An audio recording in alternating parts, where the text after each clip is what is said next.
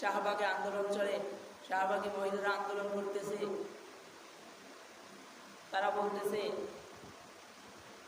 দর্শনের বিরুদ্ধে তারা আন্দোলন করতেছে, অথচ তারা স্লোগান দিতেছে যে আমি কি পোশাক পরব, শাড়ি পরব না হিজাব পরব না বোরকা পরব না থ্রি পিস পরব, এটা আমার স্বাধীনতা।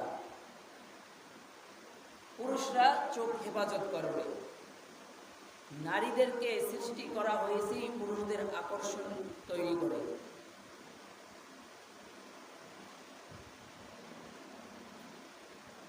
অথচ তারা বলতেছে পুরুষরা চোখ হেফাজত করবে।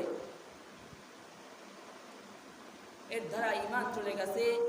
কারণ আল্লাহর কোরআন বলে অকরনা ফি বুয়ুতিকুন্না ওয়ালা তাবাররাজনা তাবাররুজাল জাহিলিয়াতিল উলা, তোমরা জাহিলিয়াতের আবির্ভাব ঘটাইও না, তোমরা জাহিলিয়াতের মতো চলো না। একটা নারী কিভাবে চলবে এটা যদি তার অধিকার হতো তাহলে আল্লাহ তার কোরআনে আয়াত নাজিল করে দিত না। যখন সে তার ব্যক্তি স্বাধীনতার দিকে তাকিয়ে কোরআনের সাথে সাংঘর্ষিক করে কথা বলেছে তখন তার ঈমান চলে গেছে, তখন শরীয়ত অনুযায়ী তাকে হত্যা করা ফরজ হয়ে গেছে।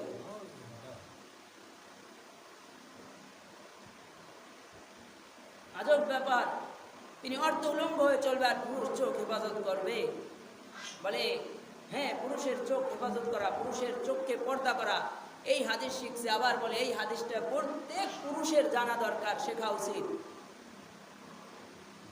আরে আল্লাহ রাসূল সাল্লাল্লাহু আলাইহি ওয়াসাল্লাম একাধিক স্ত্রীকে নিয়ে বসেছিলেন, একাধিক স্ত্রীর সাথে গল্প করতেছিলেন। তখন একজন অন্ধ সাহাবী আব্দুল্লাহ রাদিয়াল্লাহু তাআলা আনহু আসছে। দূর থেকে তখন দেখা যাইতেছে আব্দুল্লাহ রাদিয়াল্লাহু তাআলা আনহু আসতেছে। আল্লাহর রাসূল সাল্লাল্লাহু আলাইহি ওয়াসাল্লাম বলতেছে স্ত্রীদেরকে তোমরা ভিতরে চলে যাও। তখন আম্মা জান আয়েশা সিদ্দিকা রাদিয়াল্লাহু তাআলা বলে এ আল্লাহর রাসূল, এই সাহাবী তো অন্ধ, তাহলে আমরা কির জন্য ভিতরে যাব?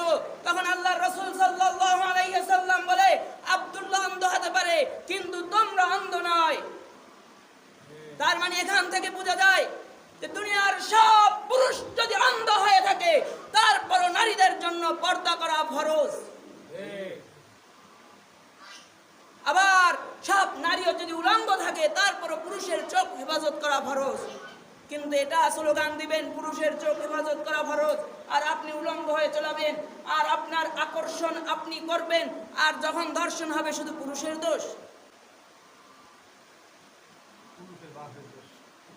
এবার স্লোগান দিবে তাহলে হাফিজা মেয়ে কেন পর্দা করে ধর্ষিতা হয়েছিল? বাংলা কথায় বলতে হয় যে সেক্স একটা বিষয় আছে যেখানে পুরুষ উত্তেজিত হয় নারীদের শরীর দেখে। পুরুষ যেভাবে তার দৈহিক চাহিদাকে কন্ট্রোল করতে পারে, আবার এমন সময় হয় কন্ট্রোল করতে পারে না। আপনার অর্ধ উলঙ্গ শরীর দেখে যখন পুরুষ উত্তেজিত হয়েছে তখন পুরুষ ওই বাচ্চাকে ধর্ষণ করেছে, তখন পুরুষ ওই পর্দাশীল মেয়েকেও ধর্ষণ করেছে। কারণ তখন পুরুষ এটা দেখে নাই যে এটা কে, তখন পুরুষ এটা দেখে নাই যে এটা বোরকা পরা, এটা দেখে নাই। কারণ তার মাথায় তখন আর এই বিষয়ে কাজ করতেছে না যেটা এটা পর্দা করা না বেপর্দা করা, এটা আর তখন তার মাথায় কাজ করে না। পুরুষের চোখ হেফাজত করা যেমন ফরজ, সমস্ত দুনিয়ার পুরুষও যদি অন্ধ হয়ে থাকে তারপরও সমস্ত নারীদেরকে পর্দা করা তেমনি ফরজ।